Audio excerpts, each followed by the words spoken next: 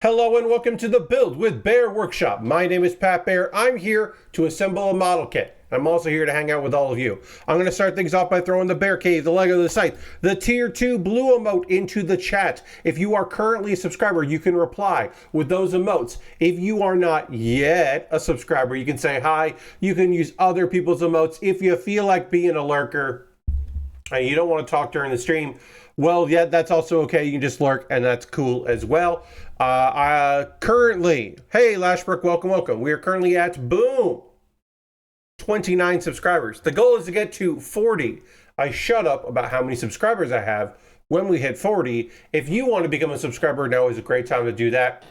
If you want to gift a sub to somebody in the community, now is a great time to do that. You want to be like John and give some subs. Or if you just want to hang out, that's also okay as well. You don't have to do that at all. If you're already a subscriber, that's cool too. Tonight's agenda.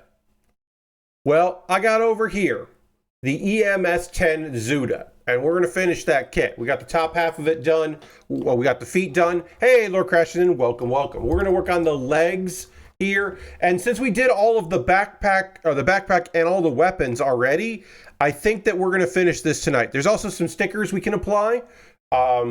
Just regular old stickers we can apply if we want to. Besides the eye sticker and the gun stickers.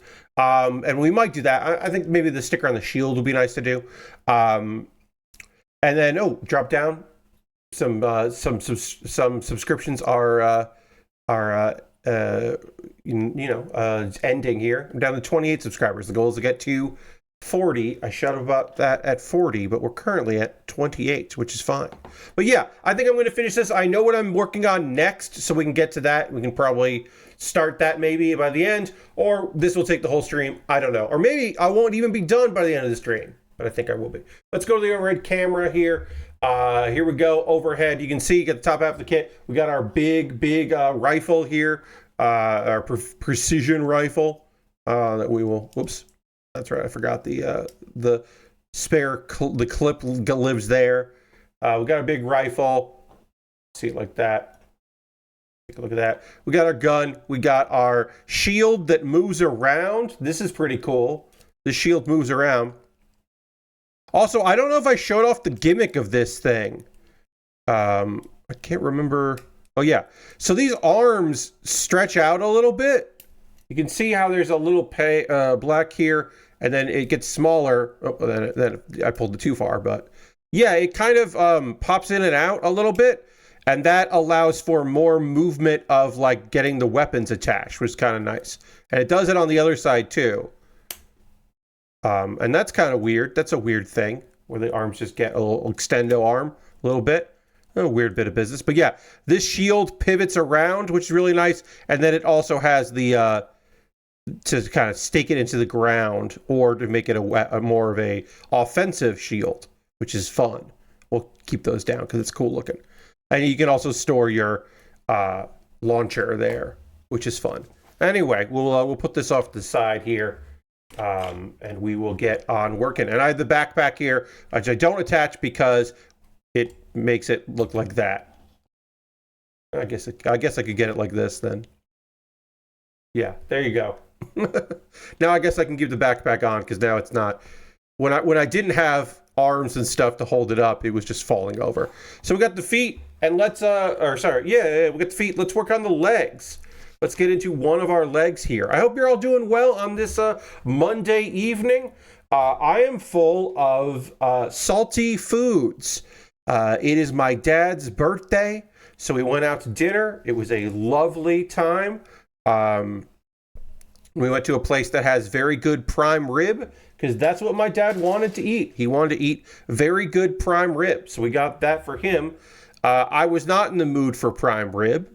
I like it, but I didn't feel like eating it. So I got the fried flounder, which is very good at that place, and I had fish and chips. Did they call them French fries? Yes. Was it fish and chips? Yeah, it was good. I mean, this was a lot of fish. And it was very well prepared. It was very moist, juicy, and fell apart. A nice, really, really nice. I was very pleased with it. But I did eat all of it, and the fries were very salty. And so I got a lot of salt coming in, which is fine. Also, I drank regular soda, which I don't do much at all anymore. I often I don't even drink diet soda that often. I'm drinking diet caffeine free. And I'm not drinking as much as I used to by any means, but I am still drinking some of it. So it was the thing where I was like, luckily I was a few hours ago, but I'm still like, ooh, I might have a lot of sugar in my system for a while here. I should probably be conscious and aware of that. I think that would be good. But yeah, it was nice. It was nice to go out to dinner. I got my dad a cookbook from a PBS-like channel. They have a Country Kitchen, which is a TV show on there, and they have a cookbook of many references or recipes from their many seasons, along with some history stuff. And my dad really likes the show, and I think like he's been watching it, and occasionally I see it, and I've been thinking for a while like I should probably get a cookbook from that at some point for him. And just so happened that I remembered to do that around his birthday. So that made me feel pretty good that I remember that, and he seems happy. I did get a bit of a caffeine boost, Lord Crashington. So caffeine doesn't like really give me a lot of energy. It just produces a crash, unfortunately, these days, the way my body works. So I am not particularly expecting to... I wasn't like, oh, I've got this sugar rush. I can't deal with this right now. Or I've got this caffeine coursing through me. It's really just like, yeah, all right, that tasted good. And that was sweeter than I've been, consuming. And now I'm just, I got to actually, so how does this go? How does this work? Which way does this go? I think it goes like this. But yeah, in general, I just felt... I feel like I'm going to crash later. That's basically all it is. And right now I'm fine, but I could get very sleepy at some point. Hopefully not while I'm on stream. Hopefully that comes later. But also I could end up being very wired. Did I do this properly? I'm looking at this. No, this is not done properly. Well, that is. It should go like that. Okay, as far as I can tell, I put these on backwards, so I got to fix it. Yeah, I'm pretty sure that I messed that up. So we'll see. I'm also going to double check to make sure that I use the right numbers. Is that A35 and that's A34? Let's look again here. I did take 35 and 34 out, so those are the right numbers. I just think I have them going the wrong way. This is like this.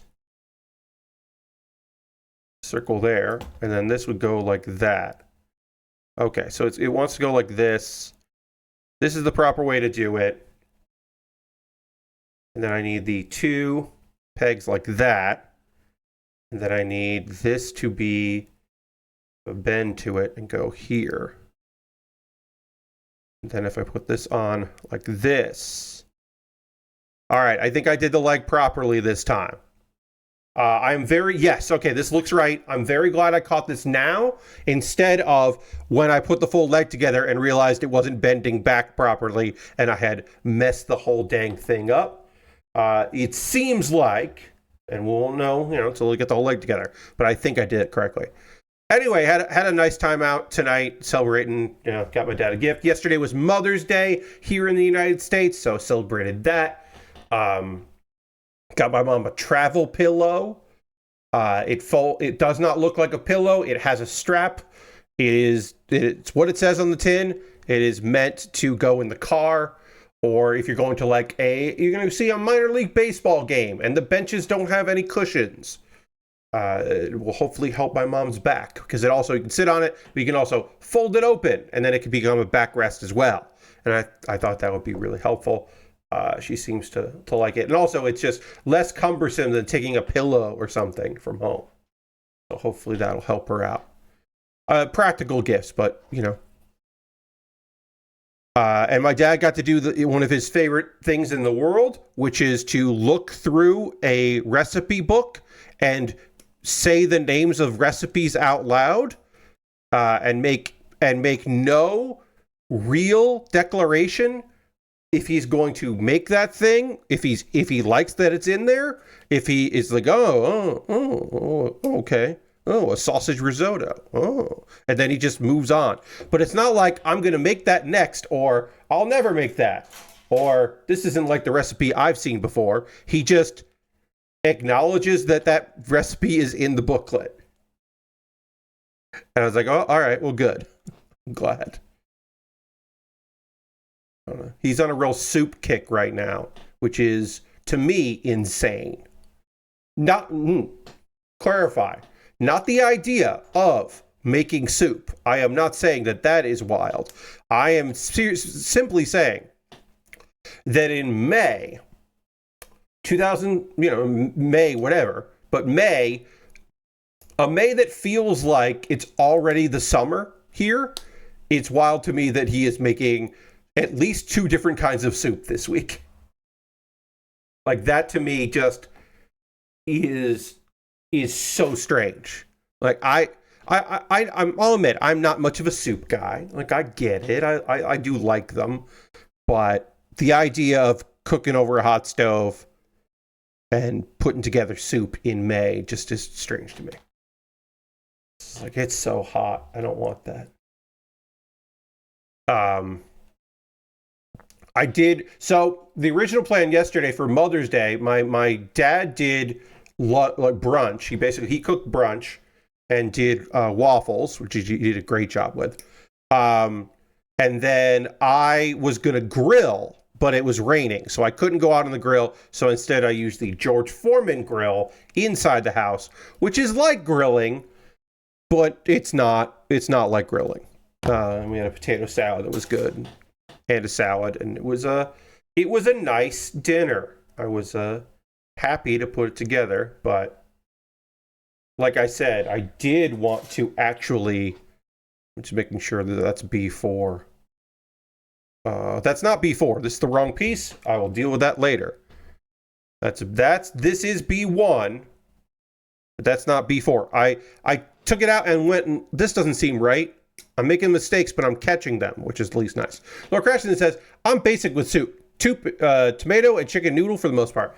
Yeah, I mean, like, look, can I appreciate the good work that people do? Of course I can. The idea of taking a chicken carcass or a turkey carcass and making a soup out of it, making your own stock, like, making a beef bowl, what words am I trying to say here? Making a beef bone, soup. Like, I think that's just impressive and cool. It's just the timing of the year. Like, I just don't want that. I want a good French onion soup or a minestrone in the winter. I don't really want it when it's 70 degrees outside or 80 degrees outside. I'm just not into that. It's not my style. All right, so this bends back, that bends back. This is correct so far.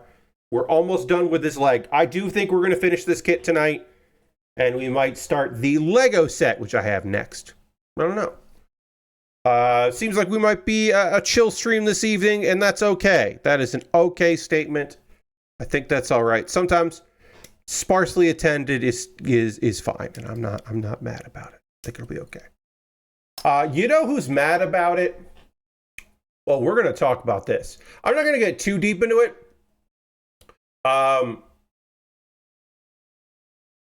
So you may remember that Vice Media, Vice, the people that currently own Vice, decided that the brand identity of Waypoint as it existed, there's still money in that. There wasn't money in allowing it to grow and allowing the people that worked there to keep doing it. Those people got laid off. But the name made sense to bring back as a subcategory on Vice with new people. And that some people would just go back to it. They would see a link on social media and they would go, "Oh, Waypoint's back." No, because they don't read bylines, as if Waypoint hadn't been built on the people who were doing the work, and instead the belief was that, oh, it's just a website people go to because they were going to Vice anyway, and the idea that a brand is bigger than the people behind it. And so and I have not been outside of looking at it when it came back and looking at how, like, what, and then reading like a couple articles and being like, oh yeah, all right. But I was drawn to check it out today because Dwayne Jenkins, who was hired to run the former Waypoint, the zombie Waypoint, decided that he was going to write an article about, or like a blog, I guess I would say, about Giant Bomb going independent. And decided that was a space, that talking about this company that has gone, where the name went with the people instead of the people all leaving, and the name continuing on as a relic, which may happen, which, was going to happen with Polygon, which happened with 1UP, which happens now with Waypoint. The inevitability of you cut off everybody and send it away, which some people feel is IGN, when all of the Kind of Funny folks left and took a lot of the personality out of a site never known for personality. I saw this article linked, but decided not to give them the traffic, so it was wild seeing the screenshots you reposted. Yes. So basically, now he could have not written anything. He could have just said, hey, at a panel, they're going independent. This is good news for journalism. Here's the link to their page. Hey, also, Polygon, this is happening. Support independent groups, Aftermath, like link to people if you want. Can't talk about Aftermath because of Motherboard and all that. Nowhere in there does mention, hey, people that used to work here have a new thing. And I understand why he didn't do that. Why he either chose not to do it, or, more to the point, why he can't do that. I understand why he couldn't link to that, because he's talking about, like, in this article, or this blog, it is a attempt for him to finally talk about why he did it, why he accepted this job. The answer is because he believes in journalism, and someone was going to do it, and also, where was he going to get an opportunity like that? Which is scab behavior. A general belief, when people take jobs like this, it is generally because they think that this is their opportunity. Like, anytime there is a strike, there are always people who are like, well, this is an opportunity for me. I remember when the writer's strike of 2006 or 8 was happening, there were people in other cities who were like, well, if the commercials leave New York because of the strike, like, we could start getting auditions. These were like Chicago people. And it was like, well, fuck off. And there's always people being like, I'd write for that show. I'd cross the picket lines.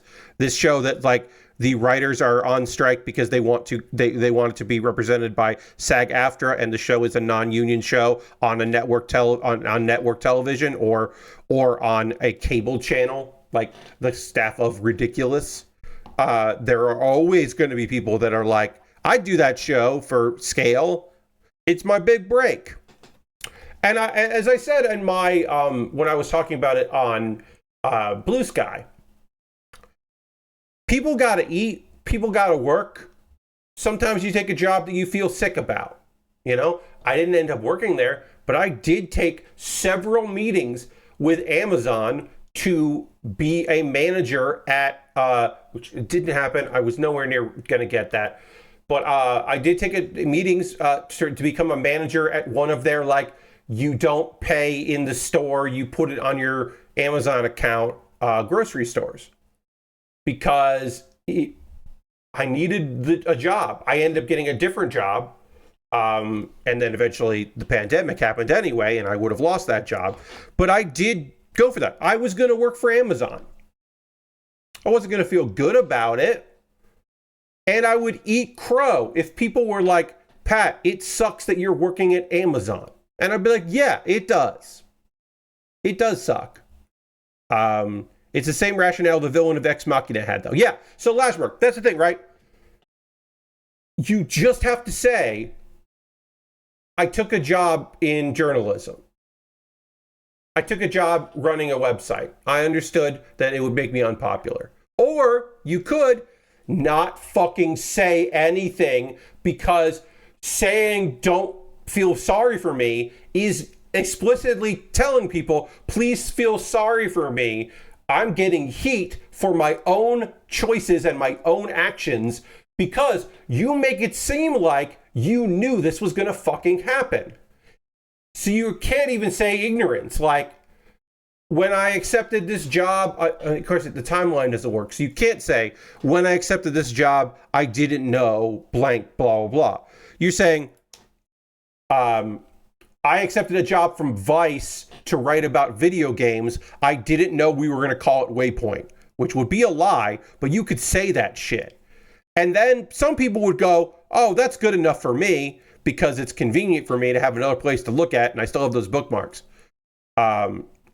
But if you're just like, somebody was going to do this job and it may as well be me, then it's like, well, you can go fuck yourself and you don't need to say any of it. Like, you don't have to try to be a martyr for the cause of, I am working for the husk of a former website.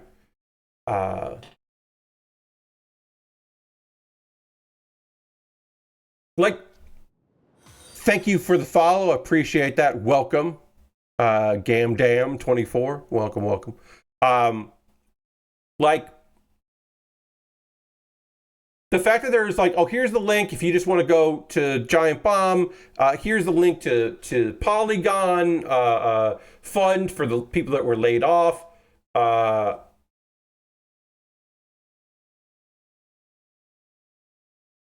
But it's also one thing where I'm like, so here's a point of this that doesn't make any sense to me. If you hate Vice, New Waypoint, and everything we stand for, fine. But if you truly care about game journalism and its continued survival against inflammatory, ignorant content creators who only exist to rile people up and absorb all the chatter in the game space, it's time to put your money where your mouth is. So it's one of those things where I'm like, what the fuck are you talking about? Do you think that people who talk shit about you are also the kind of people that wouldn't support independent games journalism? Because like that Venn diagram has a big center circle of people who support independent and well done games journalism, and people who think that you taking this job fucking sucks. And it's a self-own. Like, that overlap on the Venn diagram is pretty large, my dude. It's the people who blindly accept it and go, well, whatever, Vice has the name, they own the name Waypoint, they can do what they want. It's those people who are less likely to be like, oh, I should sub to Giant Bomb, $10 a month. Like, nah, that's too much, never mind, I don't care, whatever. They're the ones that wanted to do this, so they can do whatever. Like, what? It's just like a, hey, I want to talk about Giant Bomb, but people are going to use that as a way to make fun of me for taking this job. So instead, I'm going to make myself a martyr for the cause of, checks notes, reviving a brand that went away because of the people that own Vice. I don't know. And then also to use in your article an image that was paid for an artist to make about Waypoint before you got there. Yeah. It's so like, because like even calling it from Giant Bomb to Giant Bastard is a thing where you're just like, fuck off, man. Just, you don't have to keep taking these L's. We're not telling you to fucking quit your job. We're telling you to accept the reality that by taking this job, you open yourself up to people rightfully calling you a shithead. You don't get to be a martyr for fucking going and working at Waypoint. Now. That doesn't make you a Waypoint. Yeah. And then also just be like, also, please don't be mad at... Okay, so I'll say this. There is a person who wrote for Waypoint that is being attacked online for talking about a situation that's happening in VTubing. They are not attacking her because she wrote that article for Vice. They don't give a shit. The people that are mad at her, who suck ass, are not mad at her because she is an employee of Vice, right? And she was paid to write an article.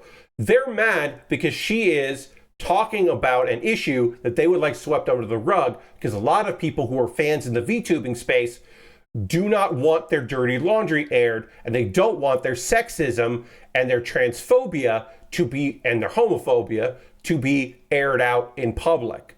So they are attacking the author of that article. They are not fucking attacking her because she wrote it for the husk of Waypoint. And to make that that connection is trying to make light of the real serious issue that's happening, so you can spur your own stupid argument. And it pisses me off. Because Anna wrote a good article about an issue that people don't know about, which is it's tied in with a lot of online community bullshit. I can't get deep into it. But basically, the concept of a trap applies to VTubing as well. The idea that if you are presenting your VTuber, your avatar as female because you are a trans woman and you are a woman, that you are tricking the audience. You are a trap. You are doing a disingenuous service to your audience by quote unquote pretending to be a woman, because you'll never be a woman. Hey, guess what? That happens in fucking VTubing communities as well as every other online space in the world and real life space and all that. And to talk about it is to open yourself up for shitty fucking people being fucking shitty. And they're not attacking that article because it was written on Vice.com. Yes, nobody gives a shit what he writes. Occasionally, the things he writes appear in places and then people go, wait, Waypoint, oh, it's that fucking guy. That's it. Like, I can't stress this, that I don't have this information in front of me. I can't fact check this. But I fucking know more than I've known anything in my life. I fucking know that there's no way in hell this dude gets more hate than Austin got for working at Waypoint. That's just the fact. There's no way this guy gets more hate than Patrick got for writing at Waypoint. There's no way this guy gets hate as much as Kato got working for Waypoint.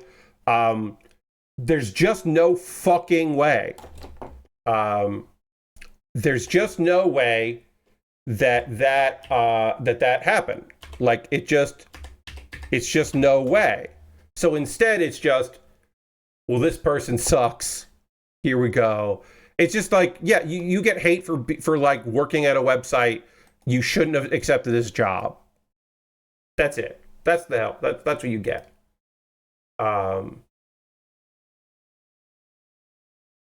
It's just it's a lot. It's just a lot, and it's unnecessary. I don't know. I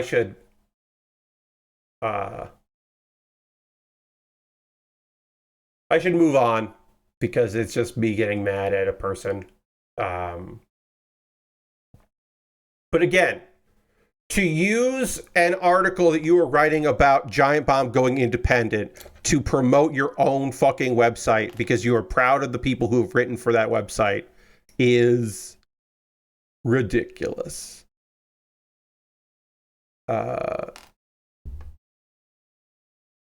Yeah.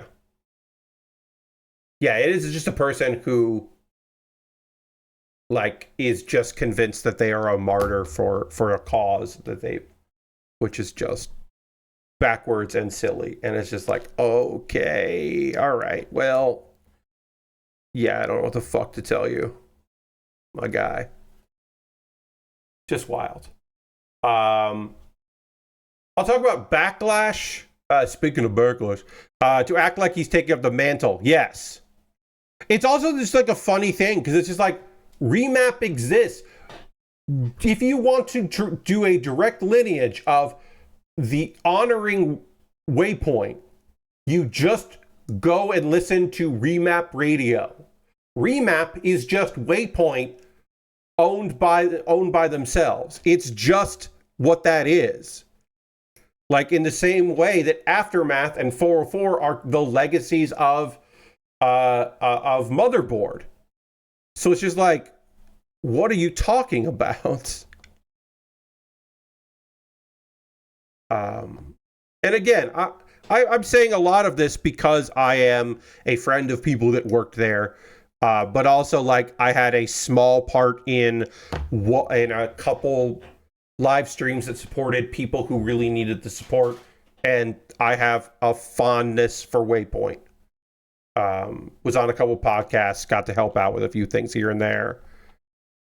Like, fucking, I don't know. Patrick and Austin like made a thing and built a team and did a lot of fucking good, and it's just shitty that this version exists. And it's like, if this version of it has to continue, the least you could do is fucking shut the fuck up about it. About trying to make it mean more than it does. I don't know. I gotta stop being mad about it. I know I do. I did this wrong. I did this wrong both times. I'm fucking so hot and heated that I did this wrong. I'm gonna have to pop these out and redo this. Because again, I'm just... Okay. This looks like this. This looks like this. Is this correct? Yes. This goes like this. This goes like this. This goes like this. And then this goes like this.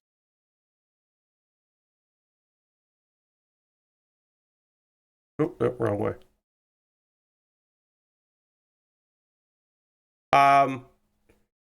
Going to talk a little bit about WWE Backlash, the pay-per-view that happened on Saturday. I ended up watching the whole thing mostly yesterday and a little bit of today.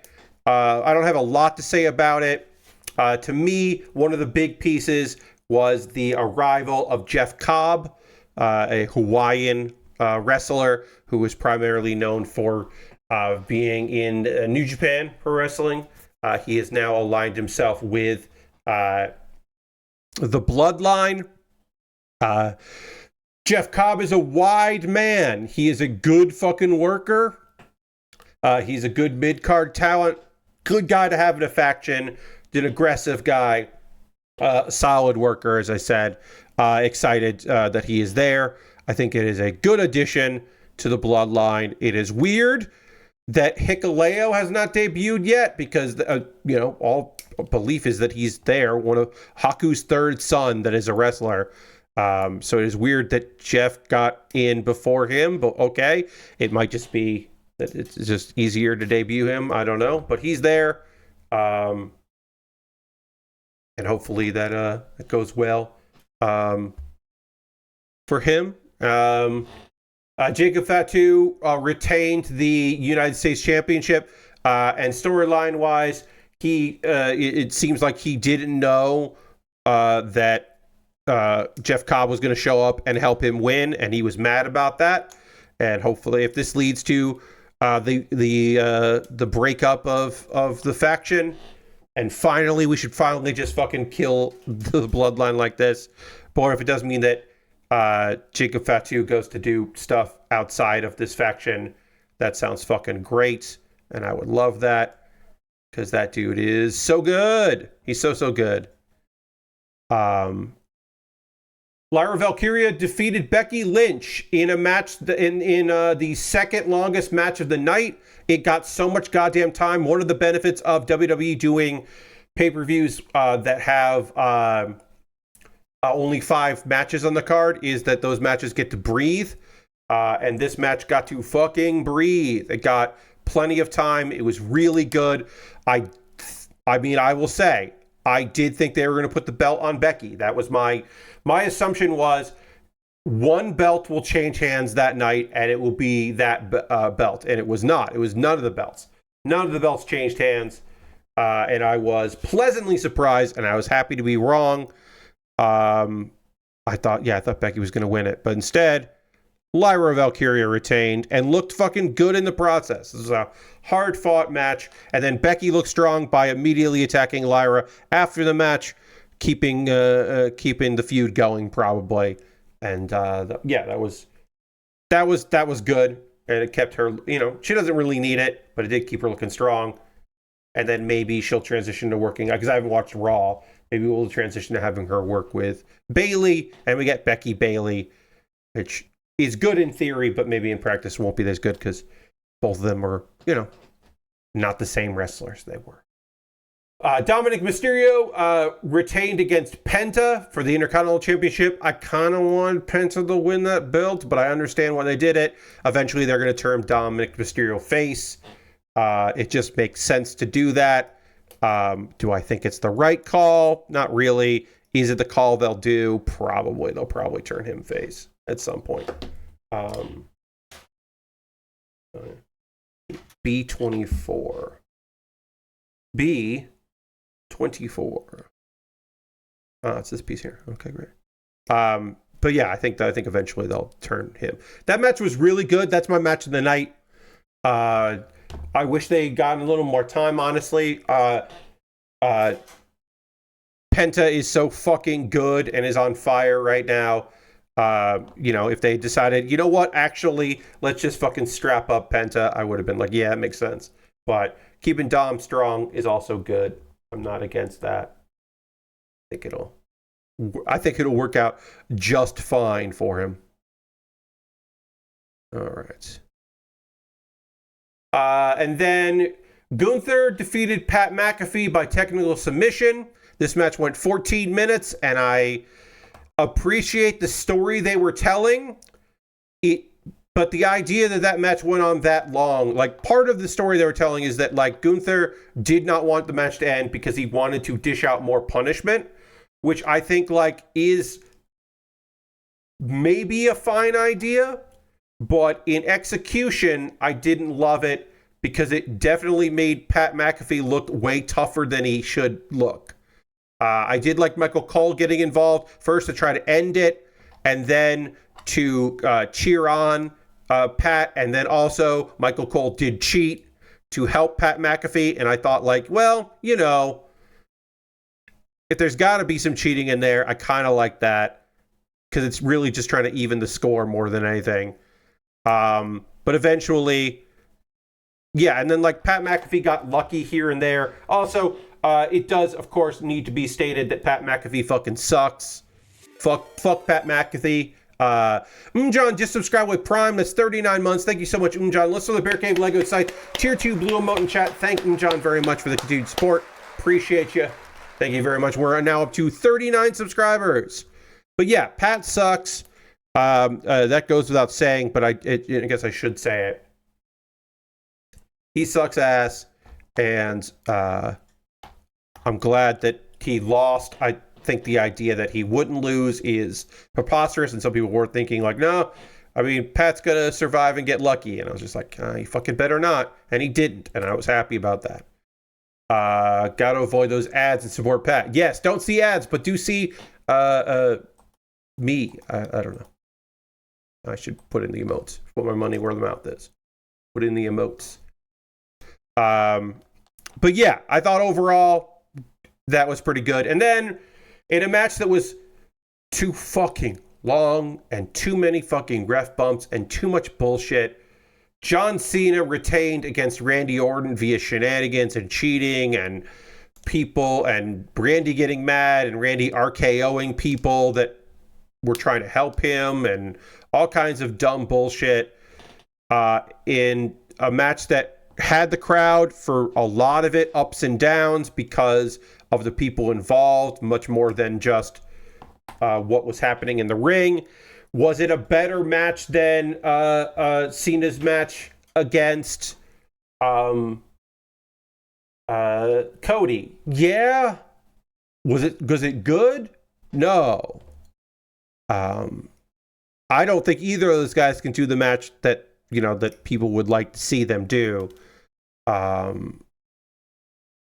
Also, R-Truth got involved, and then R-Truth got an AA, and probably that's the next mini feud.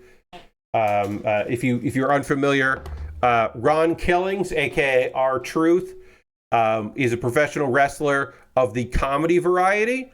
He is a fucking straight up excellent wrestler, just a real good wrestler, but he found success in the comedy realm. And he says that his childhood hero is John Cena. R-Truth is older than John Cena, but he's always looked up to John, or at least his king character-wise, and so he feels confused, and then kind of betrayed, but mostly just confused about why John Cena is a bad guy. And it's way more interesting to me anyway than, oh, Randy Orton wants that title. Like, anybody who wants that title and wants to quote unquote save wrestling, like, that doesn't fucking work. John's gonna leave with the belt. That doesn't mean they won't just make a new belt. Like, what are we talking about? They'll just make a new belt. It's wrestling. All of that feels hollow. But like, R-Truth being like, John Cena shouldn't be bad. I don't know what to do with this. I want to continue to love John Cena. And John rejecting that love is at least interesting. And then also, R-Truth can fucking wrestle. So like, they could work a fun match. So I am interested in seeing if that is a pay-per-view match. I don't think that's SummerSlam, so it'll probably just be a segment match. But also, following R-Truth is something you can do when you don't have John Cena for Netflix or TV, you know, all the time. You can have R-Truth cutting promos and backstage segments about trying to find where John is, try to figure it out, and people being like, he's a bad man now.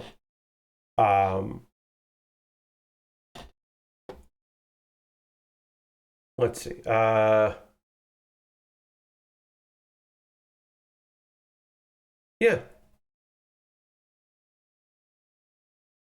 In the second hour, I'm going to talk about a manga that I have been reading, and I'm going to talk about some anime that I've been watching, including the first episode of Apocalypse Hotel, a show that I might continue to watch because the first episode did grip me, but I don't know for sure if I'm going to be watching it, because I was like, is this going to be like restore my faith in humanity, or is this going to like break my heart? But at the very least, I liked the first episode, so I might keep watching it. We'll see. Not a lot of gaming news on a Monday to talk about here. Giant Bomb is going to be primarily streaming on YouTube and Twitch going forward, and not their own website, which just makes a lot of fucking sense. But if you don't like watching stuff like uploaded to YouTube and Twitch, and you are one of the people that used to still download videos from Giant Bomb, you might need to find a tool that lets you download stuff off of YouTube, because that might be the way to go forward. But I think that is completely and totally reasonable and a thing to do. I think that's fine, actually. You should just do that.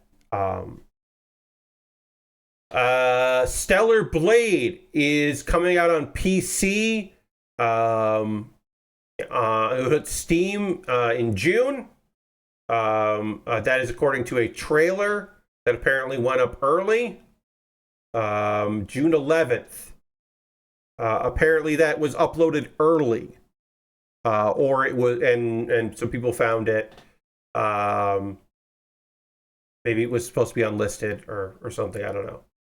It's also going to have all of the PS5 stuff, like the Nier Automata DLC and the Nikkei DLC, and then a new boss fight which is also coming to the console version, and some new cosmetics.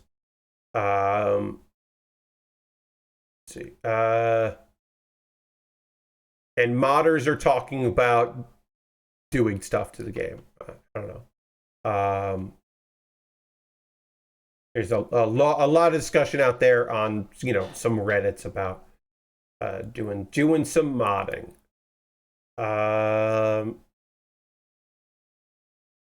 And also, it will keep the dual haptic stuff if you use your PS5 controller on the PC. If you have a PS5 controller and you want to get that haptic feedback, you can get that haptic feedback.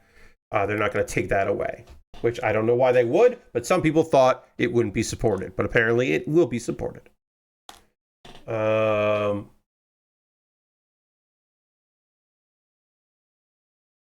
Let's see. Oh man, I want to talk about this fucking wild shit from Moon Studios that happened over the weekend. Thomas Meller, the head of Moon Studios, was fucking going. He was tweeting through it, as they say, derogatorily. He was going through it on Twitter and said some stuff and then took it back, and it was like kind of fucking wild and kind of great. So I do want to talk about it because goddamn.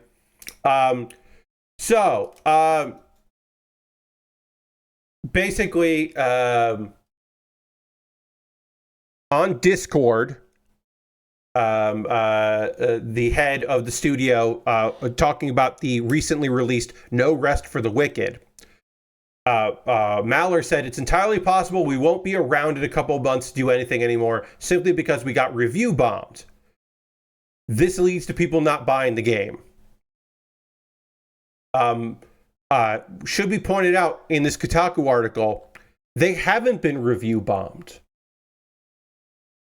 The game is mostly positive. 75% of its 43,000 reviews are positive. And it's only that low, quote unquote, that low, because people didn't like the most recent update. So basically, yes, he is full of shit. He's basically just like, hey, we got negative feedback, so we might close the studio because negative feedback, like if people are negative, then other people might not buy the game. Which is like, wait, what? What are we fucking talking about here? Like, what? What the fuck? It's like, well, if you can't deal with criticism, because that's what I'm saying, it's not review bombing. Like, to be very clear, I think that coordinated efforts by shitheads to negatively review things sucks, but that's not what happened. And yes, he did. Yes, he admitted it. He took it all back. As I'm Lord Crash, I'm going through the story. I'll get there. I understand that I don't end stories with, and this happened, and now let's go back and fill in the details. I start with the chronological order of events, but I was going to get there. Don't worry. I was going to talk about how he made it up.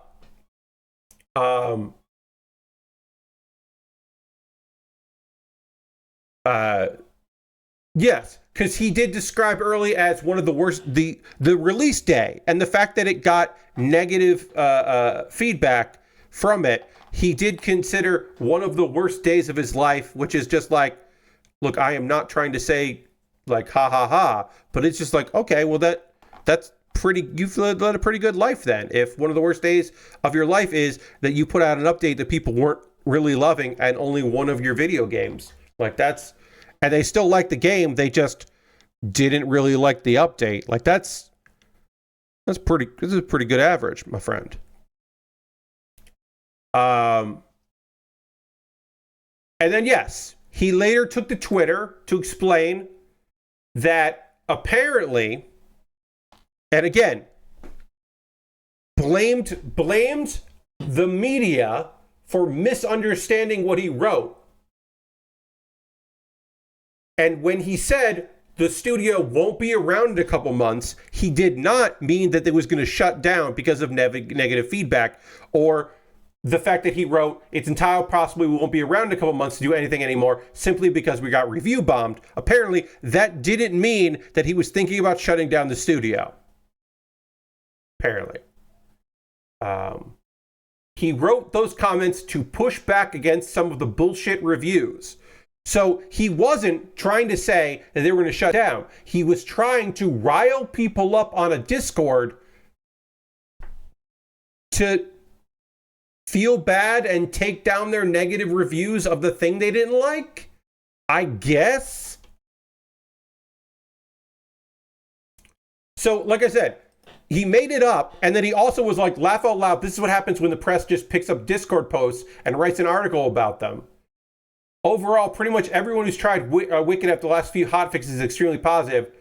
The reason I left the post to Discord is simply to push back. It's like, what? I've been hated on Twitter by a few crazies for years now, and I also saw the calls for review bombing because, according to those folks, I'm a Nazi. And again, reminder, no one's fucking review bombing.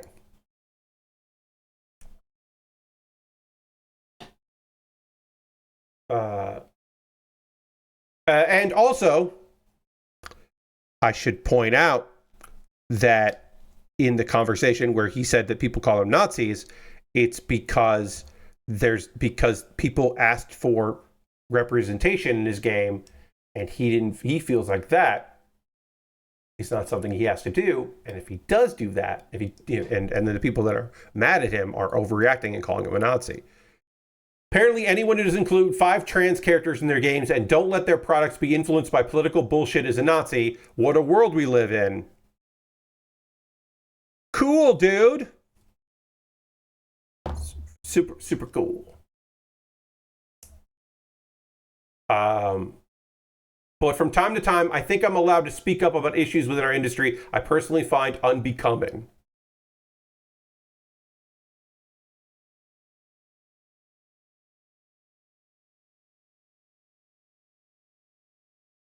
I just think because you do have a platform you can say anything on doesn't mean you should. Yeah. Yes. No, we're not in immediate financial danger. From time to time, I think I'm allowed to speak up on issues that within our industry I personally find unbecoming, which is apparently reviewing our game negatively. And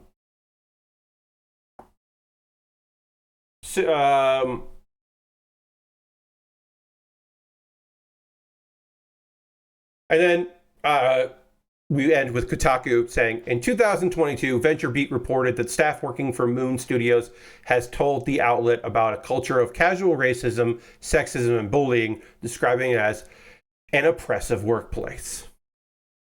And I would say that Thomas Mailer is doing nothing to disprove those vibes. Well, that's it's just, yeah. It's just one of those things where, like, maybe people just don't like the thing you made. And that sucks when people don't like the thing you made. I understand. You made a thing, and people are saying, oh, that thing? Nah, I'm good. I don't want any part of that thing. And you're like, oh, but I made that thing. I wish you liked the thing I made. And you can wish they liked the thing you made. But when you're like, people who didn't like the thing I made are doing a coordinated effort to dislike the game I made and to hurt our company. Because that's generally the thinking is that, like, yes, review bombing can be devastating for a company. I'm not saying that is true. But there is a difference between we have an agenda and we are targeting your game because of our own agenda. And, hey man, people don't like this. Like, they like the game. They don't like this changes you've made to it. And they're fucking bummed out about these changes. And they are going to use their, they're going to review it poorly. A percentage of the people are going to review it poorly.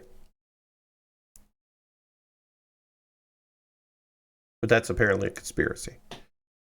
Yikes, yikes, yikes, yikes. But that was an interesting thing over the weekend.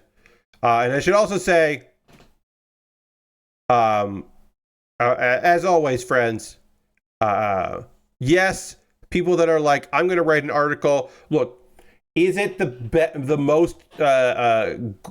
best use of people's time and energy to take tweets and skeets and Discord messages and write an article based on that? No. But I would say this: if the head of a studio is telling people negative reviews mean that our company might shut down, a company that made not this game, which is liked, but made Ori and the Blind Forest a beloved video game, that is newsworthy.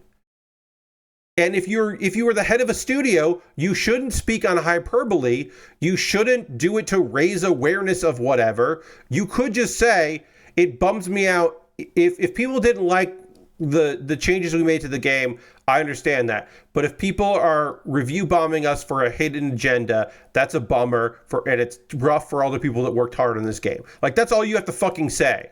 If you're like, if people are being negative about our game for ulterior motives besides how they feel about the game that they purchased and they're playing, then like, yeah, you can fucking say that. But don't be like, yeah, we might have to close the studio because people are being dicks. What? Why are they reporting on that? That's not what I said. They misunderstood what I said. It's like, okay. All right, so you were lying and you're mad that people believed you. Because that's what it comes down to. You're just like, I can't. The standard of journalism these days, they took something I wrote on a public Discord as true. They believed me. A head of a studio, talking about the future of the studio in a climate where a lot of independent game studios close. Jesus. I gave that too much air, and that's my fault, but getting a little heated now and again, folks. Getting a little heated. It's not good for me. Bad for me. Don't put in the paper that I got mad. Indeed.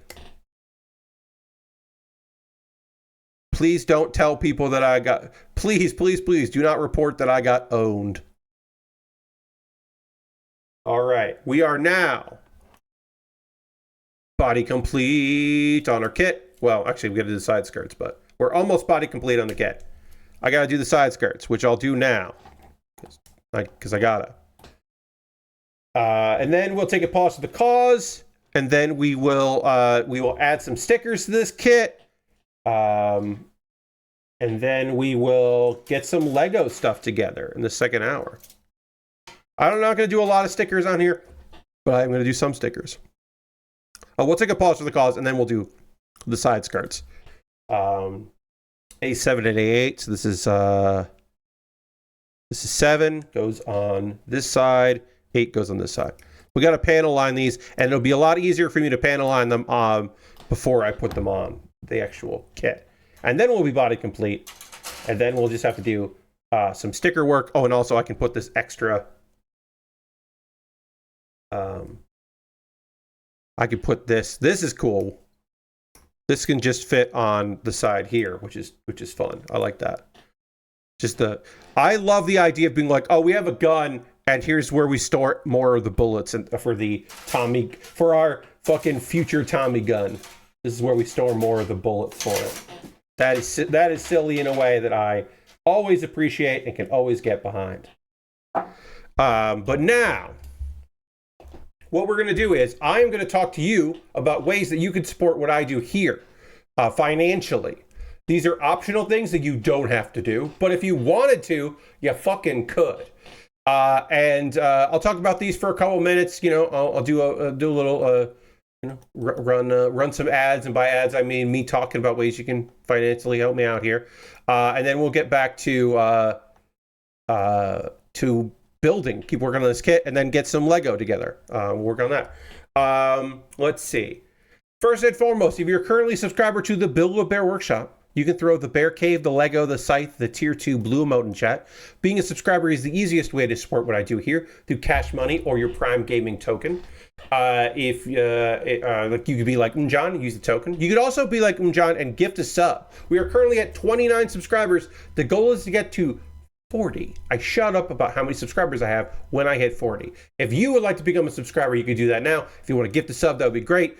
If you want to throw some bits my way, bits and coins, always appreciated. That's a thing you could do as well. Do you have to? No. Could you? Yes. There are other ways to support me financially, and we'll get into that in just a second. I got to bring up my Nightbot commands.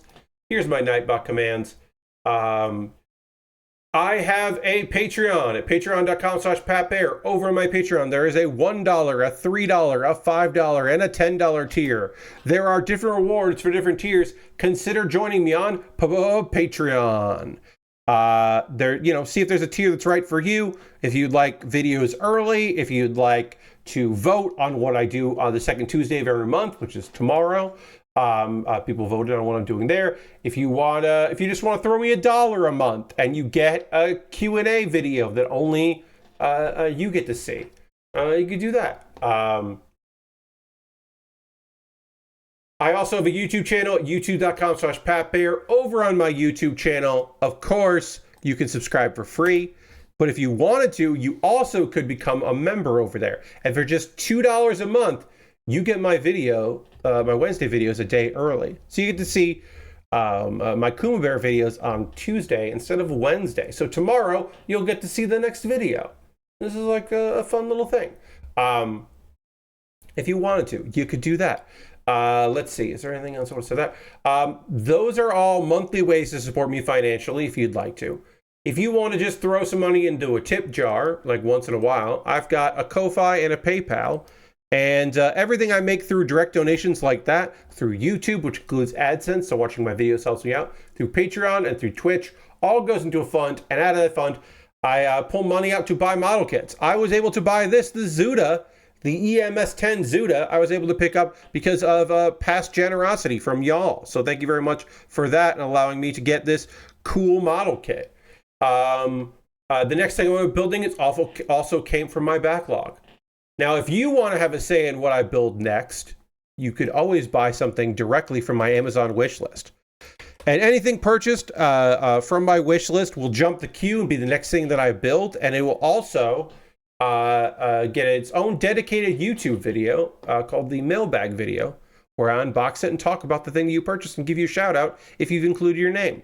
I have a Zaku 1, which is very similar to the Zudah. On here, an old Zaku 1. I got some Lego kits. I've got some Mega constructs. I've got all kinds of different things and things. Inexpensive kits, expensive kits, kits that are on sale, kits that never go on sale, all kinds of different things and things.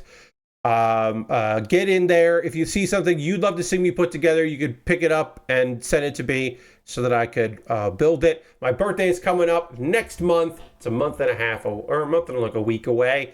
If you want to get me an early birthday gift, you could do that. You don't have to, of course. You don't have to do any of this stuff. But if you see something there, if you're looking at it and you go, I'd like to see Pat build the Gundam Seed Freedom Lightning Buster Gundam, that would be great. Or I'd like to see Pat build the other version of the Zagok. Yeah, that would be neat. I've seen him build one Zagok, but I'd like to see this other one. Like, you could pick that stuff up. Or if you're like, I have a lot of disposable income, I'm wildly successful and have all this money to spare, I'd like Pat to build the Typhonius Gundam Chimera, which is a model kit that costs currently on Amazon $76. You don't have to do that, but you could. You don't have to do that, but you could. You don't have to do that, but you could. Or buy some gear. Buy me a replacement set of headphones so that when these go, I have other headphones to use and I don't have to immediately buy them and suffer without headphones. You could do that. You've got options. And again, it comes in the mail and blah, blah, blah. I have a alternative to Amazon, which is Throne. So if you see something that you would like me to build on Throne, you could use that as well. And then if you want to support me financially in the most convoluted way possible, you could go to USA Gundam Store and buy a gift card. They will send you an email with the gift card code.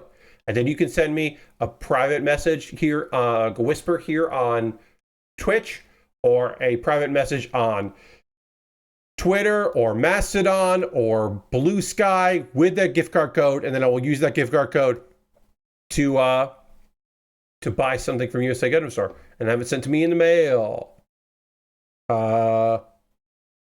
Let's see.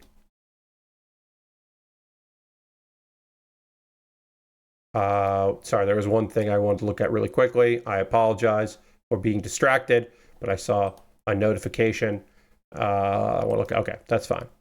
I got reskeeted by Gita Jackson talking shit about the Waypoint, the new Waypoint guy, and a bunch of people have liked the post I made because they agree with the reskeet.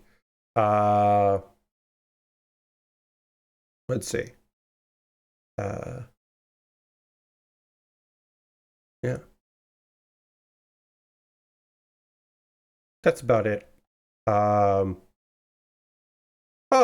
here's breaking news, everybody. I'll break some news after this. There's some breaking news that I will read. I'll tell you once I'm done with the ad break. I'm not going to break into my own fucking ad break to breaking news, but there is a breaking news that'll be fun. That is like something she'd do. Yes, Gita, you're reskeeting me, talking shit. Gita, who I've only talked to I think like twice, our paths didn't cross, but very much respect the work that Gita Jackson does, for sure. Let's see. Was there anything else that I wanted to say before we get into this? Yes. If you want to support me, but financially is not a way you can do it. If you didn't know, I got a Discord. You can hang out in my Discord. That'll be cool. And then let's see. Is there anything else? Got my Discord. Blah blah. Couple video links. Hey, I put a new episode of Pat Baer's Anime Club up, and it's if you like shit talking. I talked some shit in this episode of Pat Baer's Anime Club. It is me complaining about bad anime twists and reveals. Because sometimes anime catches you off guard and it does a thing and you're like, oh shit, that's cool. And sometimes anime is just like, hey, this show isn't what you think it is. It's actually this. And you're like, well, fuck you. What? No. Time travel, fuck off. What? Yo, get out of here. And so I talked about 5 shows that had twists, either character twists or plot twists, that pissed me off and I didn't like them. It is inspired by a show that currently has not gotten to the twist that I hate or reveal that I hate, but they will at some point. So I still wanted to make the video early, and then I'll do a part 2 when that anime gets caught up to the part where I'm like, fuck you. What do you mean it's a virus from the moon? That's a spoiler for a manga spoiler for a show, but I didn't say the show, so it's okay. But there's an anime out there where the reason the thing is happening is because of a virus from the moon. Anyway, and then Kuma Baer is my weekly anime recommendation series. Please watch that, Pat Baer's Anime Club. It has a lot of research, and I'm yelling a lot.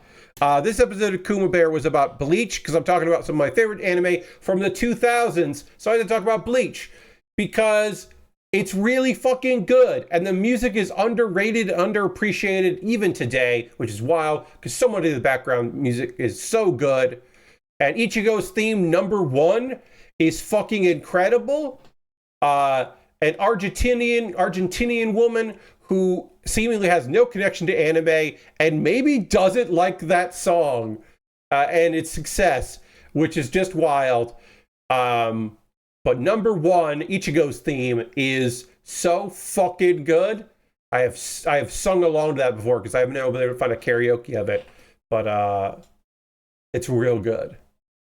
I should sing that song again. I don't know the next time I do karaoke, but when I do karaoke again, maybe my birthday stream, I'll do karaoke. Yeah, maybe my birthday stream I'll do karaoke. I haven't figured out everything I'm going to do on my birthday stream, but maybe I'll do some karaoke. An excuse to sing number 1 again. I won't do a karaoke, I'll do a sing-along where I'm singing along with the song. Yeah, we'll do that. But I might do number 1 again, because that song fucking whips.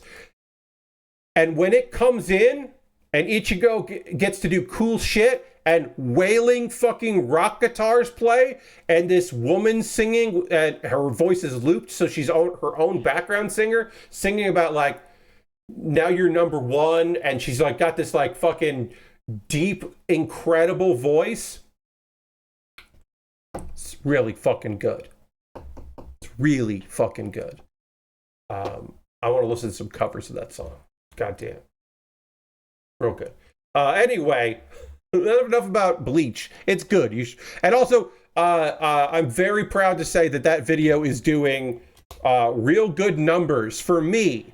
My YouTube shorts, if they go like several hundred, I'm fucking psyched about that. If we hit like 300 or 400 or 500, I am so fucking jazzed. But that one is like over 1,000, I think. I'm gonna look the number here. Number went up so high that I was like, oh shit. It's almost broke containment where I'm gonna have to deal with it. Yeah, it's 1,074 views of that video in a little under a week, about a week. It's my second best viewed of the year. The previous video, Orb, did 158 views, which is not as good as my normal ones, but was still okay. We'll see if the next one also does as well. The one that people get to see, some people get to see tomorrow, other people have to wait. Anyway, I've got some manga that I want to talk about and some anime that I want to talk about, and we'll do that. And also I will start by talking about this quote late breaking thing. But in order to do all that, I do need to dramatically transition back to the overhead camera so I can finish these side skirts. And then I do need to drink a beverage, and we'll resume. And in order to do that, we have to dramatically transition, which we'll do right now.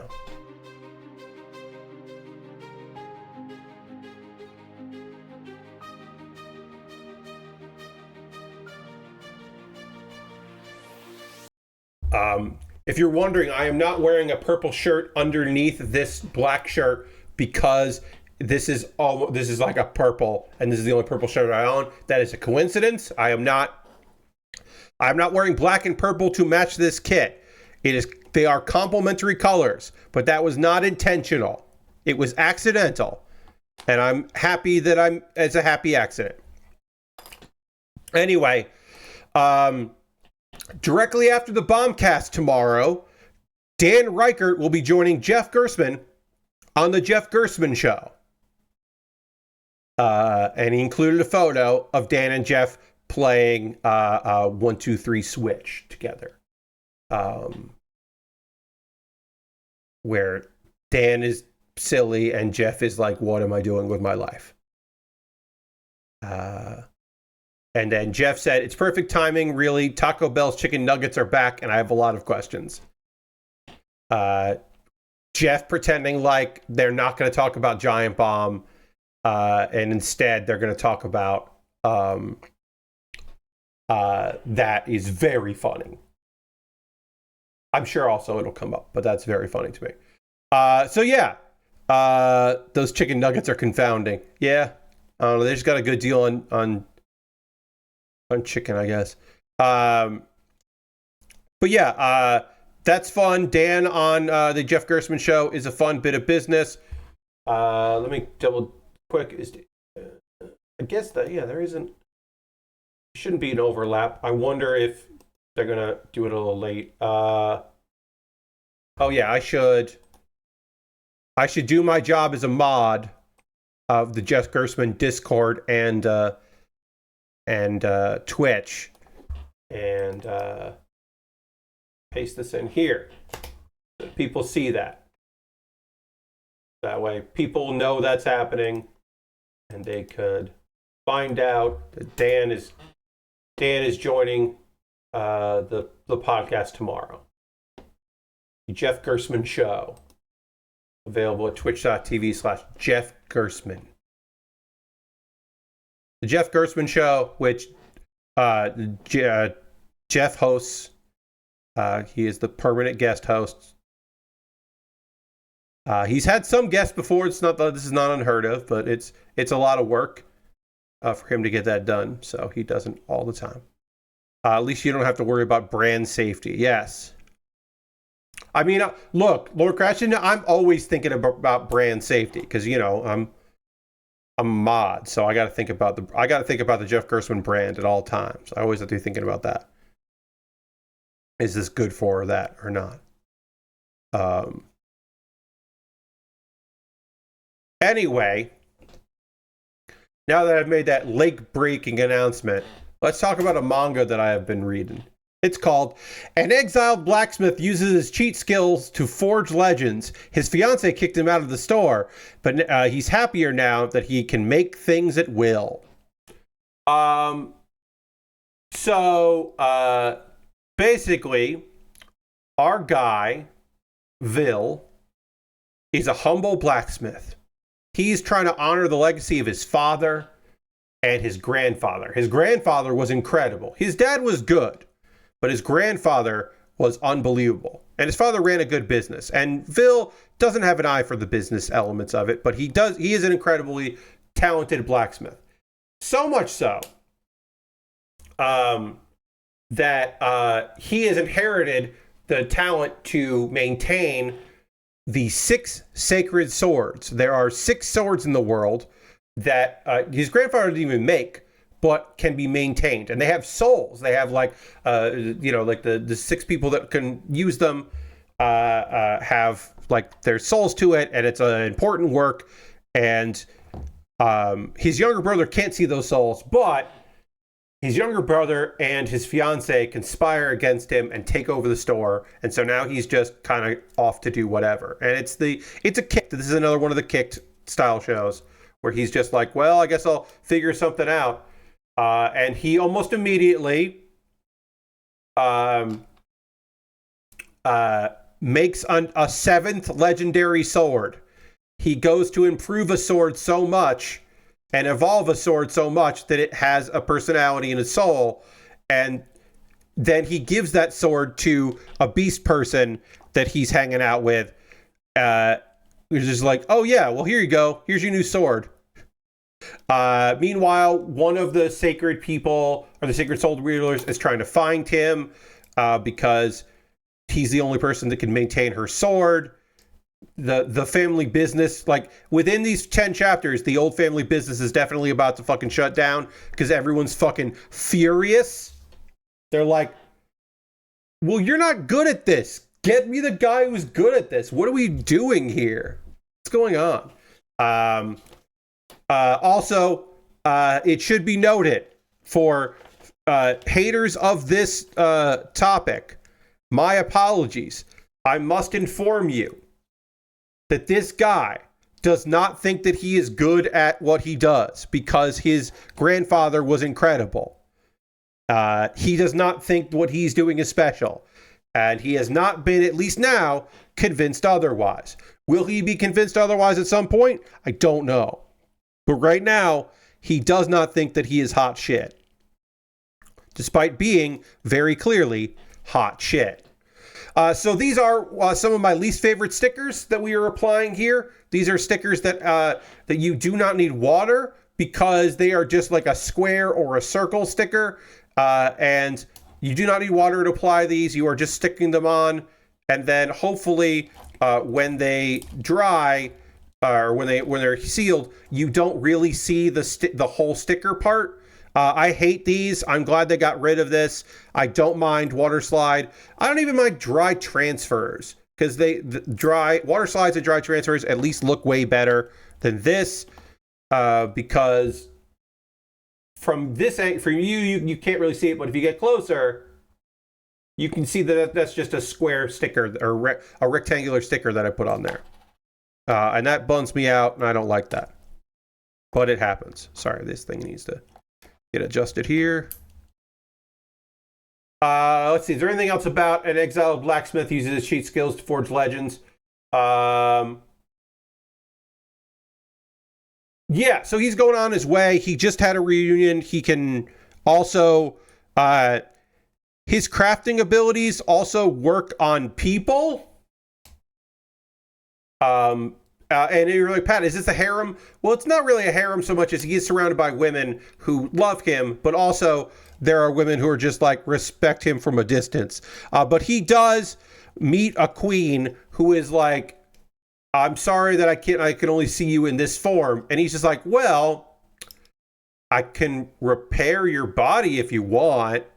She's like, what? He's like, yeah, I have the repair skill.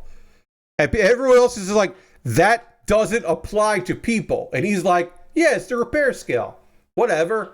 And they're like, no, my dude, please do that and help our queen. But also, what do you mean you can use, like, what's happening? He's just like, oh yeah, I don't know.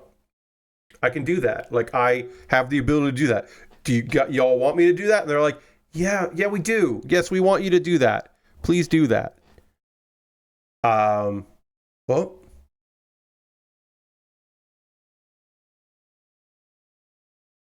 hell yeah, we're banning. We are restricting a banner. Hell yeah. Hopefully you didn't see any of that. Remove the space. Okay, yeah. Thank you, Seribot, for getting rid of that spammer who was trying to evade detection. They put a link in by writing the words, and then wrote like a word and then .com, and they're like, remove the space. And Seribot realizes that is spam and evasion. At what time in beats is this podcast starting? Lord Crashington, it is starting at 10 a.m. Pacific time, 1 p.m. Eastern time. I don't know what that is in beats, and I refuse to tell you. I refuse to learn what that is in beats. That is a thing that you will have to figure out for yourself. I cannot be the one to tell you. Sorry. Because I don't know.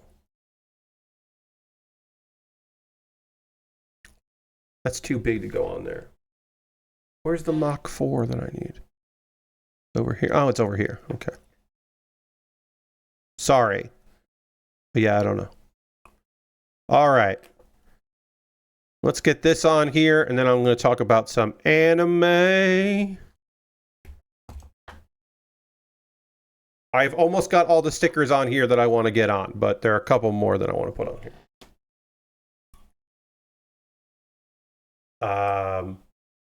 All right, let's talk about some anime.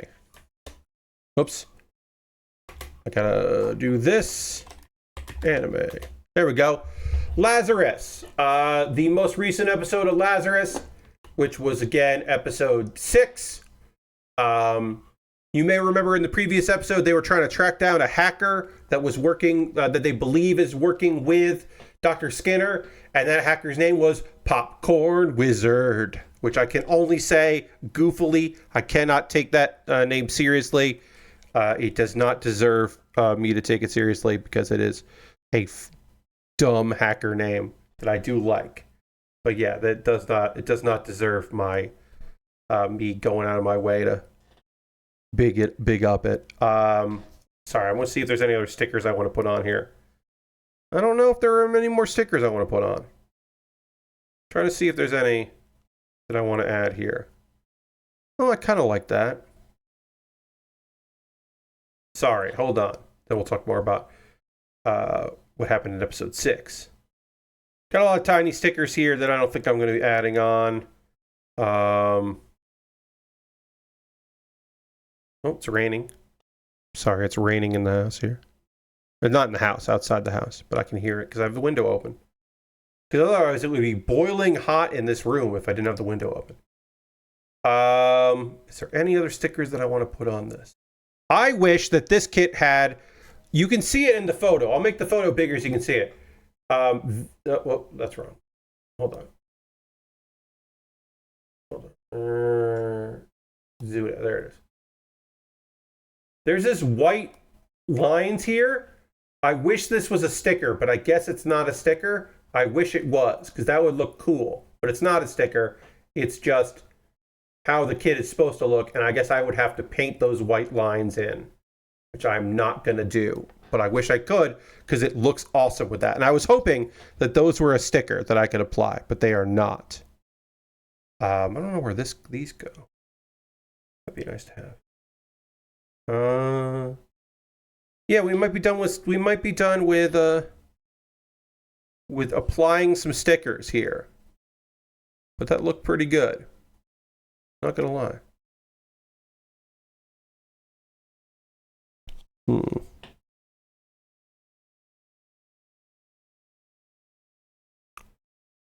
We can apply this here.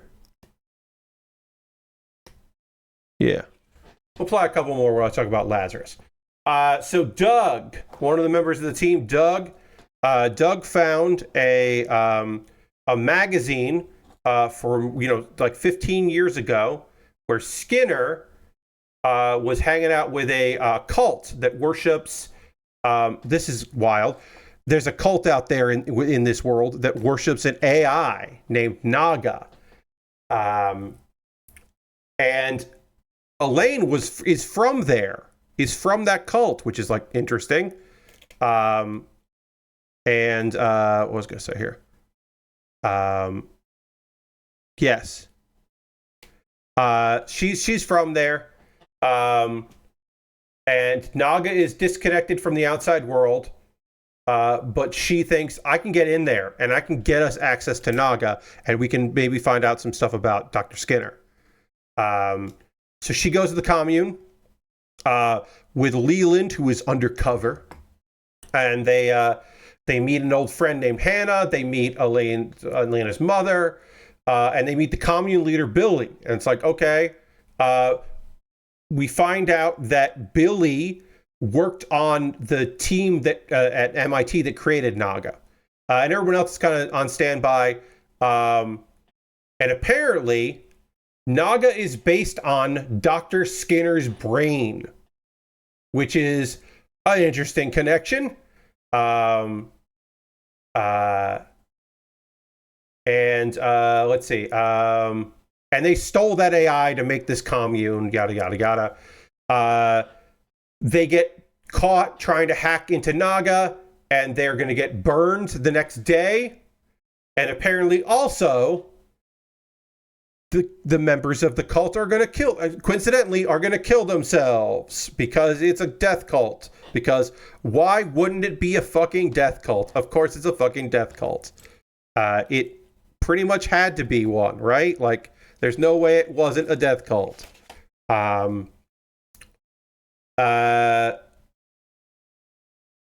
sets off Hannah, the old friend. She's not turned on her back on her friend because she sets off a smoke bomb, which is a signal to the rest of the Lazarus team to be like, "Hey, shit has gone south." The FBI is unrelated. The FBI was also called into action.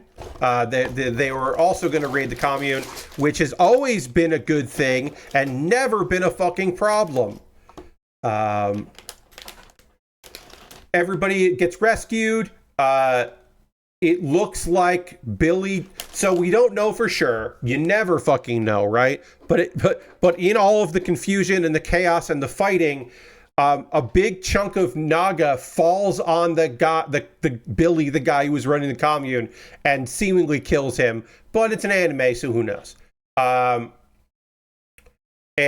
they got a chunk of Naga. They got some of the memory of Naga, and they can start analyzing it. And that is the biggest lead that they've had so far.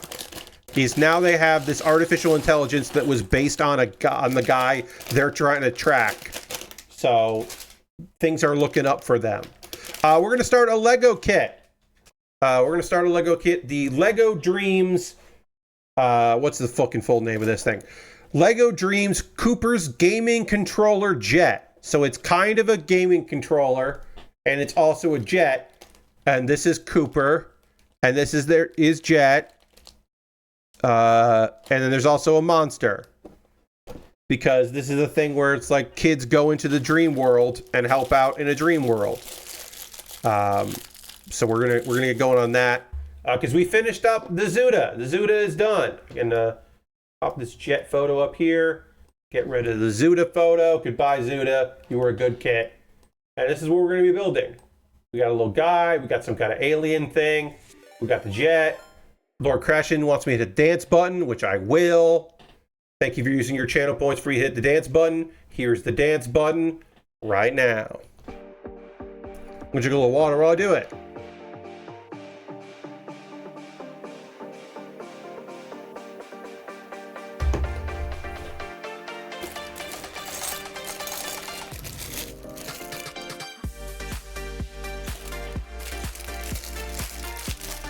Oh yeah. We got some stickers put on here. It's been a while since I did a Lego set that wasn't a 3-in-1. So that's fun. Then so yeah, we'll empty bag 1 and we can start working on bag 1. We can start by building Cooper. We're gonna be hanging with Mr. Cooper here. Cooper's definitely had a heated gaming moment on Twitch. Who knows? I mean, I can't judge the man yet. I do know that he's turned his love of gaming into a jet in his dreams, and that's fun. I can at least say that he's fun because of that. All right, we got him wearing cool glasses or him being angry. Cool glasses all the way. Couldn't be anything but cool glasses. And then I need to find his legs, and I need to find his hat, and then I can build his weapon as well. Oh, there. Okay, so we got his hat and hair. And then I just need to find his legs. And then I can build his weapon here, which is apparently a chainsaw gun. So I'm saying right now, Cooper is pretty cool. Because guns that are also chainsaws, as you may be aware, fucking rad, dude. Hell yeah. Hell yeah, dude. Cool shit. Look at that. That's fun. Love that for you. And then I'm going to Noel. I'm going to find these things here. We got this, I guess, alien thing here. Or it's part of the ship. I don't know. Put that there. Now I'm just going to be putting some pieces and kind of organizing them by color. And so that I can find them easier when the build when we're building, when we're getting in there. Make my life easier. Another Warhammer ripoff, indeed. Oh yeah, it's fucking raining out there. We got a lot of rain around here, and it's been good. We needed it. We desperately needed it. It also means I can't do any yard work, which is great because I don't want to do yard work. So I got to postpone it. Sorry, can't mow the front yard. It's raining. Anyway, let me tell you a little bit about, also at the end of the episode, they say, sorry, one last thing about Lazarus. They only have 17 days left before the first people that took the miracle drug are going to fucking die. So, the first public people that took the drug are going to die in 17 days. And there's probably some people that took it before it got released, and they'll probably die even sooner. But they're saying 17 days until, like, a large portion of the world starts dying. So there's a race against time, my friends. A race against time. Let's see. So I watched the first episode of Apocalypse Hotel, and I wasn't sure, like, I think I'm going to watch more of it, but I don't know. But I want to just tell you a little bit about the first episode, kind of give you the vibes here. That's kind of what I'm doing on Mondays, is trying a bunch of stuff, and then deciding if I'm going to watch it. And then eventually I will pick something that I watch every Monday and kind of fill in. But right now it's just kind of like vibes based.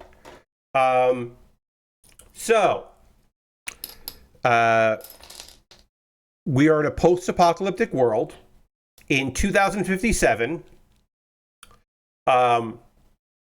There was a unexplained pollution. So not even we did this to ourselves. This was like something that people were like surprised by.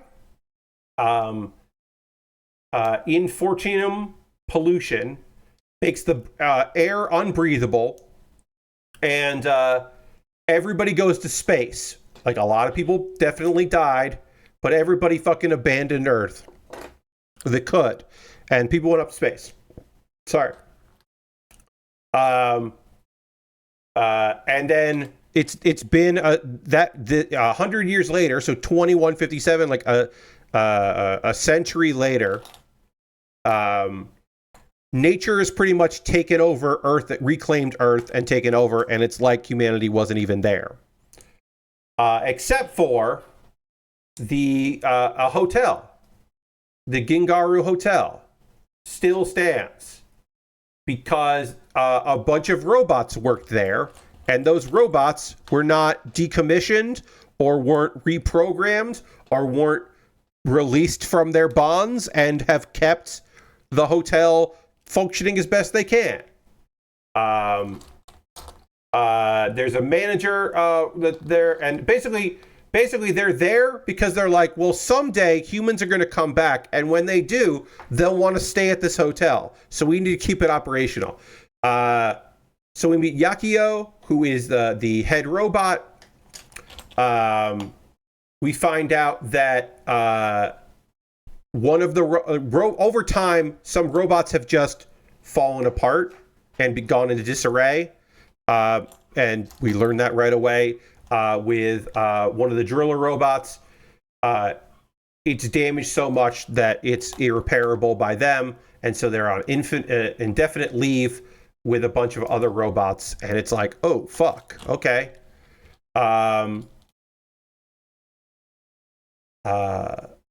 So we find out why. We find out why they're still going. Is because the owner of the hotel, the manager, apparently at some point told Yakio, hey, the evacuation is temporary, we'll be back. Which he didn't fucking know, and he shouldn't have said, because he was saying that to robots. So she's been under the belief that the humans will be back. And that is apparently enough reason for them to continue. The next day, they've realized that we are running out of hats for to cover your hair when you have a shampoo, and that so it becomes a juxtaposition of her being seemingly depressed and unhappy, and you're like, oh, this robot is starting to figure out that humanity is never coming back. But instead, the thing that she was upset about was they're running out of their fucking shampoo, the shower hats. It's like, oh, okay, that's what she was upset about. And the very end of the episode is a fucking alien shows up. A non-humanoid shows up. And immediately they think this is a guest of the hotel. Their first guest in a century has arrived. And that's the cliffhanger of the episode. And I will say this, that made me want to watch another episode. I didn't yet. I think I will. I don't know if I'm going to continue watching this show.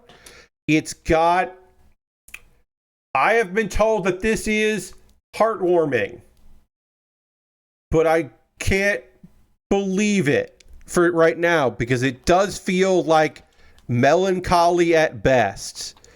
It's got Lord Crashing. I think it does have a Wall-E kind of vibe to it. I could say that. I could see that.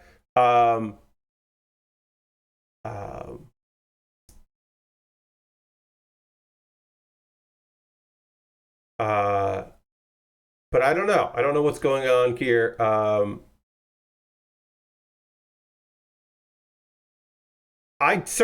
So at one point I was like, oh, I mean, I guess we're just going to meet all the different robots and watch them in this hotel that has no guests it's like, is that 12 episodes? The arrival of an alien at the end of the episode does open up the possibilities of, okay, they have to adapt to people that are non-humanoid.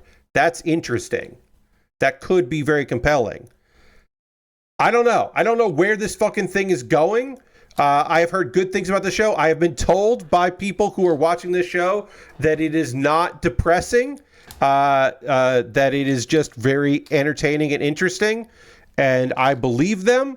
So I do think that I will watch a second episode of this. I don't know when I'm going to watch it, but I will, and I might cover it here. I haven't decided yet, but this might be the other show I pick up to watch on Mondays. I don't know for sure yet, but I am strongly considering it. It's got a strongly considered vibe from your friend Pat. God damn it! It rained and suddenly it's warmer in here. I hate that. It doesn't happen all the time, but it did. Instead of cooling things off, it just made things warmer. It's also probably just because I have all these lights on and it's hot. But sometimes when it rains, you'd hope that it would cool things off at night. Unfortunately, that's not the case for your friend Pat. And that's the anime portion of the stream here. Now is the part of the stream where I want to hear from you, friends. What are you watching right now? What are you playing? What are you up to? What are you into? What do you got going on? I always love to hear from you. If you've been watching anything, you've been reading anything, playing any video games, let me know what's happening, what you got up to and into, because I always like to hear from you. I have been playing Nubby's Number Factory almost every day. I play until I try to do a run every day, or if I die really early, a couple runs. Oops. And sometimes I get white hot on a run and I want to just keep going, and so I do. And I'm still having fun with that game, so I'm having a lot of fun with that. Also, over the weekend, I prepped for tomorrow night's stream. I prepped for that, and I should say, so here's the deal. Here's the story. I thought that it's Pat Watches Wrestling, and I was like, I haven't done a Pat Watches Wrestling stream in a while. I want to do something different. I want to do a celebration of two wrestlers that recently retired. One that retired at the start of this month. One retired the middle of last month. I'm going to do a tribute stream. I'm going to watch some stuff. It won't be archived because I'm going to be watching at least one match from WWE, which was a house show match, but it was still there. So I'm going to talk about two wrestlers that recently retired, and it'll be cool to talk about some of their early stuff, some of their Japanese work, maybe some of their American work. I'm going to do a fucking video about Meiko Satomura and Sabu. I've had this planned of what I was going to do for a couple weeks. Sabu passed away yesterday. The legend from ECW, from his time in FMW, from his many matches, independent scene, his short time in both WWE and WCW, WWE specifically part of WWE ECW. The legend, a man that popularized a modern risk-taking wrestling style that put ECW on the map and helped make a lot of people a lot of money. He is one of the three people that popularized a certain style of wrestling, along with RVD and Jerry Lynn, that Sabu gets a lot of the credit for, and Jerry Lynn gets the least amount of credit for. But he is a phenomenal wrestler and a nightmare, and also passed away. So I am still going to talk about Sabu tomorrow. I'm still going to show. I'm going to show a match that I've already shown previously, but still rules. Him versus Jerry Lynn. It includes one of my favorite Sabu moments of all time at the end of it, but it's already shown before from Michinoku Pro, but I'm going to show it again. I am also going to show clip highlights of his last match with Joey Janela. I will not show the whole thing because GCW owns it, and I'm not going to do that shit now with modern stuff. And then I'm also going to show some stuff from Meiko Satomura, the legendary Meiko Satomura. Phenomenal career. I have some early matches of hers, as well as a match that was from a WWE house show. So I will be showing that.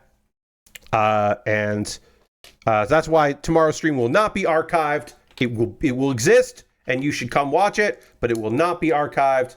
And the only way to see it will be to watch it with me live tomorrow at 9 p.m. Eastern, because I can't keep that shit around. I will have a local copy that I guess I could upload somewhere, but I don't expect it. Like, I could put it on, I guess, Mega or something, but I don't expect to do that. instead. I guess I could upload it to archive.org. I guess I could do that. Maybe I will upload my local copy to archive.org. Maybe. Maybe I'll do that. Lord Crash says, I finished up the event in American Truck Simulator for doing deliveries to all the cities they have in Missouri, which was fun. Got a nice frog plush friend that can hang out in the passenger seat for future deliveries. That's awesome. Having a little digital friend that's there while you drive is cool. That sounds real good. Lord Crash is there. John says, only new thing I got going on is halfway through the reading of the novel Butter, which got an English translation. Hell yeah, John. Doing some reading. Sounds good to me, friend. I hope you're enjoying your reading. And then Lord Crashton says, Jeff seems to have posted again saying that even the good GB News couldn't get him to play Mario Party again. Yes, there have been lots of talk about what kind of collaborations could happen. Drake suggested a game of Mario Party for control of GB. Yeah. Yes, there are plenty of people who are fan casting what happens and what appearances people do. And like, even before the Giant Bomb news, there were people who were like, instead of Game Mess being its own Patreon, they should just be part of the Jeff Gersman show. And I was like, what? What are you talking about? What? Yeah, and people were, doing their like, oh, it should be this and it should be that and all that, and wondering why some people don't collaborate and other people do and all this shit. And it's just like, I don't know, man. People just do whatever. Dan hinting a Dragon Ball edition of All Systems Goku would be my dream bit of new content. But also, it's just like one of those things where like, man, Jeff does a lot. Like, again, I have to remind people, it's fun to think about these things and the possibility space and all that. But Jeff Gersman and now Giant Bomb are in the membership retention business. And that fucking sucks to say. But it's true, and it's the reality. Jeff does a podcast, and he does 2 streams outside of the podcast. One where he does like a little bonus thing for patrons, because it's not saved otherwise, and plays some games, and then he plays old NES games and ranks them. He also makes stuff that is exclusive to Patreon at first and then becomes available to other people. He does other YouTube videos, which he now calls quick looks, because I guess he can, because he doesn't think that people are going to be mad at him. I guess. I don't know. We'll find out more about that. But he is a one-man operation, because not only does he want to play games to be current and he do the podcast and do all that, but because he is in the business of making things for the Patreon. Nextlander is a Patreon-funded production. They make stuff for, yes, Twitch subs happen as well, right? I should include that, Patreon and Twitch, right? Giant Bomb is now wholly dependent on being member supported, be it through Twitch or through their own services, right? So they are in the retention business. Like Nextlander has podcasts that you only get if you give them money, right? They have exclusive podcasts, and they have a tier where you get it delayed a week later, and then they have a tier that you get it in your feed right away. And then there are people who never get to hear those because they don't pay money. And that is like part of the world of doing the business that they are doing and the business they are in. And so like pie in the sky stuff to me is just like, yeah, I mean, if Jeff had another podcast, that would be interesting, or another series, that would be interesting. But at the end of the day, it has to be something. It has to be something that either he doesn't mind losing attention and losing people to do instead of the thing that would go along the way to get more people interested in what he does, or he has to do something that is going to pay him. And that's the same for the Giant Bomb folks. Like, yes, Giant Bomb bringing back All Systems Goku would be a we are recapturing the feeling thing. It would be a these are the vibes you're looking for. This is the energy that we're bringing to this table. Like, get back into it. We're feeling good, right? It would do that. It would be cool, and it would do that, and like it would restore the feeling. But it also has to make financial sense to do, because now they're a business. So they instead of having to make other people understand that what that would be is very cool, and they should therefore give resources and allow and allocate time to do those things, they instead have to convince themselves this would bring in revenue. And that's a harder sell. You know? It becomes conversations of like, okay, well, if we are doing this and recording this, and someone has to record this and edit this and upload this and make sure it all works and do all that other stuff, and is this a podcast is this a member only podcast? Is this a podcast that has a delay and then goes on the main feed? Is it have its own feed that we then have to feed and pay for and do all that stuff? And then like, is this a Giant Bomb thing? And then we pay Jeff Gerstmann to be on it. And I don't know the answers to any of these things. And they might tomorrow announce that they're bringing back All Systems Goku. And all of what I just said is meaningless. But I don't know any of that, so I can't tell you any of that. But I can tell you that, like, all of that are conversations that people have to have. And it sucks that you have to have those. But at the end of the day, all these folks have to earn a living on the basis that they keep making stuff that people want to see and give them money. And then the money that they comes in keeps them fed and keeps their kids fed. I'd